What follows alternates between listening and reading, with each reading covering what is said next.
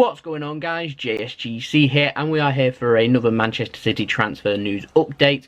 Quite a busy one, this one, but before we crack on with this video, as of next Tuesday we're going to be doing daily transfer updates for Manchester City. So if you are interested, make sure you subscribe, press the bell and put your push notifications on to be kept in the loop with everything that's happening with Manchester City transfer news. We're expecting a very busy summer with transfer news with lots of ins and outs, so you want to be kept in the loop as quickly as possible. Easiest way to do that is subscribing and pressing the bell so you can be kept up to date as quickly as possible. Social media links also in description below. My Twitter and Instagram. Twitter, the easiest way to keep up to date, because I'll retweet lots of sources of where all my information's coming from so you can be kept up to date as soon as possible. So we're going to crack on with this video. So the summer transfer window 2019 is now officially open for the Premier League clubs, so let the fun begin. With the incomings for Manchester City, we have got an update on Bruno Fernandes, the player playing for Sporting Lisbon, Sporting Club de Portugal, or Sporting CP, whatever you want to call them.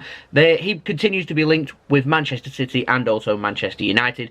Portuguese sources, which is the same one that was saying that Fernandes to Manchester City was close, and it turns out actually he wasn't. They're saying that City are ready to make a €55 million bid for Fernandes, and Sporting Lisbon are expecting Manchester United to come in and up the bid on that, as they want to get a transfer war between Manchester City and Manchester United. This is more believable than Bruno Fernandes was close to signing for Manchester City, but I won't repeat this again. Manchester City will not get drawn into a transfer battle or a transfer negotiation battle with another club for any player. That includes Bruno Fernandes. That won't be happening. No bidding wars are happening. And if this is the case and Sporting Lisbon are trying to use Manchester City to up the bid and get more money from Manchester United, City will cool their interest like they did with Jorginho last year, and they'll simply walk away. Now, this was coming from news from last week. I've got no more updates on Bruno Fernandes. Kind of gone quiet on that, and it's gone quiet on the Man United front too. So I'm keeping an eye on Man United, because of course they like using the same scouts as Manchester City and getting linked with every single player that City get linked with. But one player Man United haven't been linked with is Rodri of Atletico Madrid. However, according to various sources in Spain, Manchester City and Barcelona are the front runners for Rodri. €60 million is what they're reporting. Sources in Spain are saying that one club's willing to meet the release clause in the Atletico Madrid contract, but whom that is, I do not know. Sources as of yesterday were saying that Bayern Munich have seriously stepped up their interest in Rodri too, and according to other sources, apparently Pep had spoken with Rodri on the phone recently, which sounds a little bit dodgy, sounds a little bit like tapping a player up, so I'm not too sure that is the case. But as far as I'm concerned, there is no negotiations to be had with Atletico Madrid. If you want Rodri, you are going to have to activate his release clause and then be able to speak with Rodri himself. Manchester City being a little bit slow here in the market, seem to be umming and ahhing a little bit, and so I'll keep an eye on Rodri. It's one of those that could cool very quickly or warm up very quickly, and I'll keep you up to date, of course, with all things Manchester City and Rodri as of next week. One attacker, though, that Manchester City will definitely not be signing is Frankfurt's Luka Jovic. We have been linked with him and Joao Felix of Benfica. According to Sky sources, a £52 million deal for Luka Jovic to go to Real Madrid is signed, sealed and delivered. That deal is done. Lots of sources have said this, and so Luka Jovic off the market. Obviously, Frankfurt are going to activate the clause that they've loaned him from Benfica. They're going to sign him permanently and then sell him to Real Madrid for a big profit. So that's one player that we won't definitely be signing. Joao Felix, on the other hand, I'm not too sure about. I feel like if we're going to sign an attacker this summer, one attacker will probably have to leave. Two players that are getting linked with that is Leroy Sane and also Gabriel Jesus. And personally, from my point of view, I don't see either of them players leaving, and because of that, I don't see us spending hundreds of millions of pounds on Joao Felix. And so I'm not too sure why our name's been mentioned there. I don't think he'll leave Benfica this summer either, but he might. You never know. I'll keep you up to date with everything that's happening. It's hard to keep up with everything. Honestly, it is. Now, in the news that Vincent Kompany is not going to be staying with Manchester City past this summer, City have then started to be linked with some centre-backs. Now, Harry Maguire is the one player that City continue to be linked with. According to the Daily Mail too, it's gathering pace that Manchester City are on alert to try and sign Harry Maguire. City feel like it'll be an expensive transfer, and because of that, City are also keeping an eye on the Matthias de Ligt transfer from Ajax to Barcelona, which apparently, if you believe in the press, has hit a little bit of a stumbling block. But the Frenkie de Jong transfer hit a little bit of a stumbling block, and so I'm not too sure where we're at with a De Ligt transfer, but just refer back to the Bruno Fernandes transfer that I was on about. If we're going to be involved in a bidding war, we're not going to be involved in it, and so we're going to have to walk away. And so I'd say that De Ligt transfer is very unlikely, and I imagine that City will be quite slow in trying to sign a centre-back, because they're going to probably assess the whole market, assess the situation, and see what's available, because Matthias De Ligt would cost a lot of money. Harry Maguire, I feel, would probably cost even more than him, and so I don't personally see Man City paying over the odds for a centre-back, and I feel like they'll explore the market to see if they can find a better alternative and a cheaper alternative too. Obviously, there's various defenders out there, and so one for you in the comments. Centre-backs, who do you want Manchester City to sign? Leave your comments below. I will then research bits on the players and see if there's anything of Manchester City being linked with any of these players, and see what we can find, because off the top of my head, Harry Maguire, you think Matthias De Ligt, I mean, Alderweireld might be available. There's that lad from Inter Milan too, is it Skinner or however you say his name? Other than that, bit shorter numbers. I mean, there's loads of centre-backs out there, so yeah, let me know your thoughts in the comments below of who you think City could well target for a centre-back position. Now, last but not least, in the ins, it comes in the form of Tanguy Ndombele. Now, Lyon have confirmed that they are negotiating with some of Europe's biggest clubs for Tanguy Ndombele, but the Lyon president has been speaking about Ndombele, and he's made some strange quotes on how he wants Tanguy Ndombele to go to Paris Saint-Germain, and he says that PSG love signing French players, and he'd love for Tanguy Ndombele to go to PSG, a rival of Olympique Lyonnais, which is extremely odd.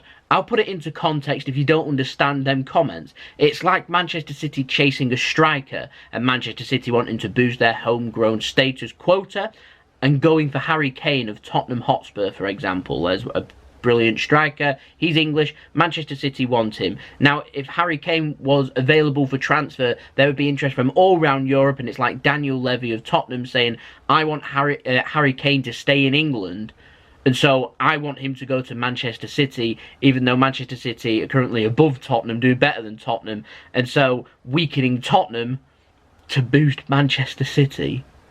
It doesn't make sense, and it's probably the most stupidest thing that I've heard in all my life. These are genuine quotes too. As far as I'm concerned, Tanguy Ndombele, personally to me, won't be joining Manchester City, so I don't see us negotiating with Lyon for him. I don't think he's a target for Manchester City at defensive midfield. He's a brilliant player. I just feel like Pep has probably identified other players that he would like to sign, and I don't, in my opinion, see Ndombele being part of that. So we'll move on to the outs now. Little bits of interesting news. First form of Aro Muric. Now, the Sun have been linking Aro Muric with a loan move to leave Manchester City. Obviously, Manchester City with Claudio Bravo coming back. We're bringing in that goalkeeper from the USA too, from Columbus Crew. And so, we've got an abundance of goalkeepers. It means that Aro Muric is available to leave Manchester City. I wasn't sure if he was going to look for a permanent move or a loan move, and so a loan move to the Championship would make sense. Preston North End have been linked, obviously the loan club where Lucas Nemicha was last season, so we might see Aro Muric leaving Manchester City, and I do know that Aro Muric would probably be utilised at Preston, because they are currently actively looking for a goalkeeper as they look to sell some goalkeepers. Another club I've heard being linked is also Bristol City. He's also been linked with NAC Breda. He went on loan to NAC Breda last season, Aro Muric, before being recalled. I'm not too sure if City will send players to Breda or not this season, or Girona, or how many players they'll send out there, but I feel like Aro Muric, probably a better move in the Championship, in my opinion, a competitive league, and it gives you a rough idea of where the player is at. A very competitive, difficult league, the Championship. Now, next news comes in the form of Leroy Sane. He continues to be heavily linked with Bayern Munich, and Bayern Munich, they're confident that Manchester City want to sell Leroy Sane, and so they're confident they'll be able to get him on a good deal, on a cheap deal. They see him as an ideal winger for them. They see him link up well with Naby, how you say his name, the former Arsenal player that also plays for Bayern Munich. They think he'd link up well with him, and Leroy Sane, being a German player, would suit their philosophy too. Nice and direct, nice and quick, very skillful player. For cheap? Come on. Come on. For cheap, bare minimum, my opinion, we have to be looking at a triple-digit million figure. 100 million bare minimum. And that isn't me saying that I value Leroy Sane at 100 million. I'd say I wouldn't even contemplate even looking at Bayern Munich unless they came in cash. 100 million pounds. Leroy Sane is a fantastic player, consistent player. He's a player. He's got the skills to pay the bills. He's an absolutely sensational player. And if Jadon Sancho's been linked with £100 million, as far as I'm concerned, Leroy Sane is more of a senior player than what Jadon Sancho is. And Leroy Sane is still very young. We have got to be looking at more than £100 million for cheap. Get out of here, Bayern Munich. Next up, Jack Harrison. Leeds have said that they want Jack Harrison. He's been on loan at Leeds last season. Man City, they're willing to sell. They've named the price, 15 to 20 million pounds. Leeds find that too expensive. Of course, Leeds, they have missed out on Premier League football. Otherwise, they'd probably have no problem paying that had they been promoted, but losing in the semi-final of the playoffs in the Championship against Derby County means now they've not got Premier League football. They're not going to be spending 15, 20 million pounds on Jack Harrison. So they're looking to try and see if they can loan him. This is according to The Sun. Man City feel that if they can get cash for him and sell him on a permanent transfer, that'd suit them more. So if he is to go back to Leeds on loan, I reckon that'll probably be right towards the end of the transfer window, towards August time, once City know if there is permanent interest in Jack Harrison or not. But if you wanted him, he's had a great season for Leeds. 15 to 20 million pounds. I imagine there might be a little bit of Premier League interest apparently, and there's also European clubs interested in him too. Now the next news comes in the form of Danilo. Very interesting, this one. His move to Inter Milan has stalled. First reason for this has been the price. They wanted around 30 million euros. Manchester City, that is, wanted 30 million euros for him. Inter Milan weren't willing to pay it. Man City dropped the asking price to 26 million euro. However, Inter Milan still aren't willing to budge on that. Inter Milan also need a new manager. Antonio Conte, if the rumours are to be believed, is set to join Inter Milan. So it's all about if he wants Danilo or not. And the press have been reporting that Inter Milan, with Antonio Conte, want Victor Moses, not Danilo. So it looks like Danilo probably won't be joining Inter Milan at this moment in time. Danilo tweeted the other day after the parade, he's looking forward to next season and he'll see all the Manchester City fans for the 2019-20 season. So Danilo may well be staying after all, and to be honest, I like that. I like Danilo. I can dig Danilo staying. I think he's a great player. Certainly a player that makes good competition there for Kyle Walker at right back, and it's good to have positions available should Kyle Walker need any kind of rest, that we can bring in a player of such quality like Danilo. We've got him on a good deal too, and so I fail to see how Man City are going to be able to have to improve on Danilo, if you get where I'm coming from. I mean, there's younger players out there that would cost a lot more than what we'd be able to sell Danilo for, and these younger players will want to get into the Man City squad who are going to displace Kyle Walker.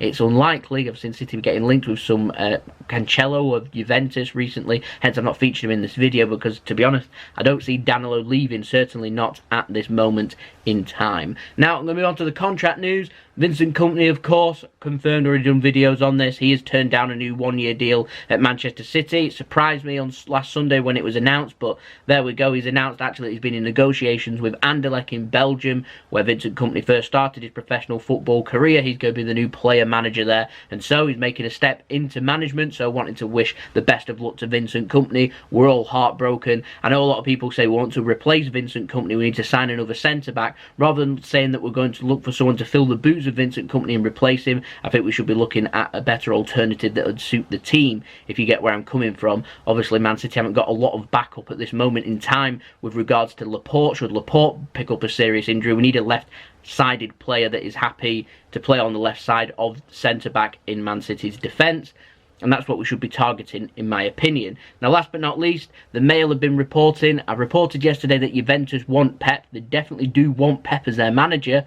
Whether Pep goes is another matter completely. He's got 2 years remaining on his £15 million a year contract, highest paid manager in the Premier League. Manchester City want to up his wage to £20 million and get him to sign on a new 5-year deal, so we'd have an extra 3 years of Pep. I can dig that too. Sign on Pep, please, in my opinion. And Man City obviously looking to try and ease off interest from clubs like Juventus from trying to vulture around our manager. And I think City should be pushing out all the blocks to try and get Pep on a new deal, because that, in my opinion, would be the biggest bit of business we could do in this summer transfer window. So there we go. That has been the video. Hope you enjoyed this video. If you enjoyed this video, make sure you click the thumbs up button so I know that you enjoyed this video.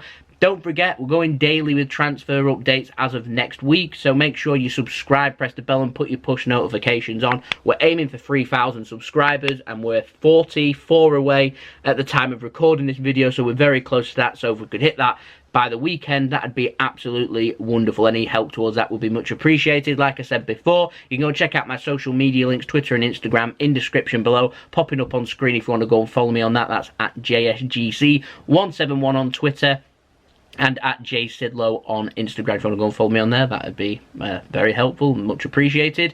And also, if you want to hit me up with any sponsorship for any videos, like I said, I'm expecting these transfer videos to do very well in views with all of the ins and outs coming, so lots of news to get through, so that obviously means views for my channel too. So if you want to hit me up with any sponsorships for any videos, then you can do. My email is in description below, which is jsgc171@gmail.com.